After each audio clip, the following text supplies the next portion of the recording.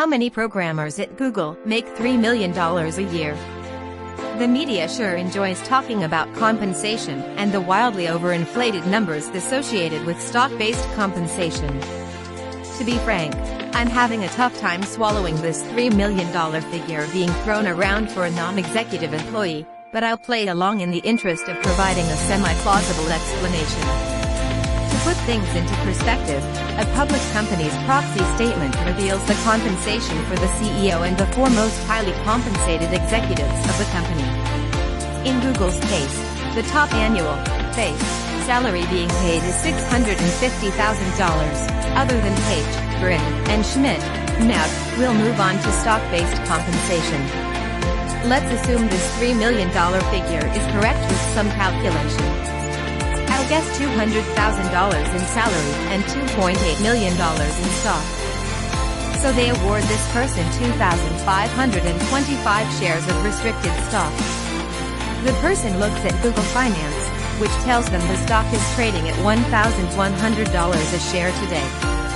So he multiplies 2,525 by $1,100 and arrives at $2.8 million.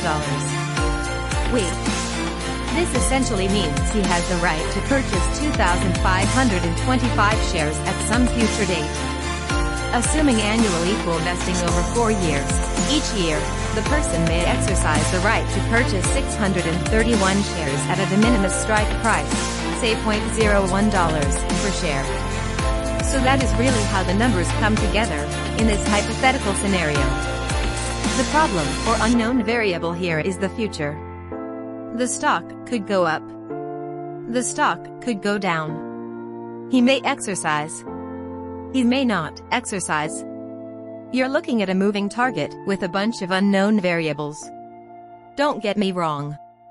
Personally, I think it's a terrific deal, considering the company. But what I'm saying is there is no way to tie this stock grant into one definitive number, assuming he's not leasing about the whole thing. If he exercises his shares 4 years from now and the market price is $2,376 per share, that's $6 million in proceeds. If he exercises his shares 4 years from now and the market price is $3 per share, that's $5,000. I've exaggerated to make a point.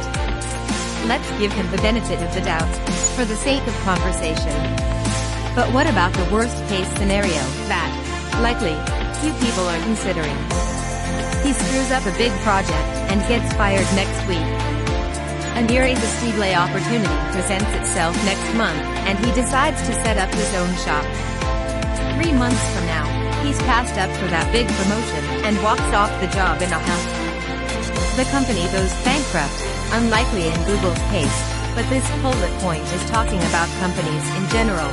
If he leaves, all of the future value of the $2.8 million, i.e. the unvested portion of his RSUs, gets forfeited, and what he is left with for the year is his base salary of $200,000, or whatever the prorated amount turns out to be, upon his leaving.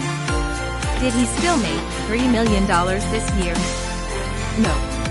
In this hypothetical scenario, after 364 days, the maximum this person will make in a year is $200,000, as the stock-based compensation becomes worthless, a far cry from what was being boasted the year earlier. But to answer your question, the answer is, nobody knows, including the programmers you're asking about. The future is unpredictable.